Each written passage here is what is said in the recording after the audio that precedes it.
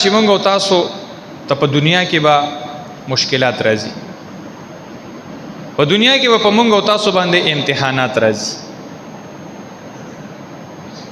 په دنیا کې به په موږ او تاسو باندې داسې خبرې به موږ او تاسو ته پیښیږي چې د هغې برداشت په ګرانېږي، او شیطان به کوشش هم دقه کوي چې ستاسو نه دا صبر لري کې او تاسو یو قدم داسې والی چې په هغې کې د الله حکم مات شي. دا څومره چې تاسو په دې معاشره کې دا ظلم، دا جبر، دا زیاتې وینئ، نو د اکثریت سبب عمداز څه دی؟ دا ناصبري ده چې موږ او تاسو کې د صبر ماده ختمه شوه.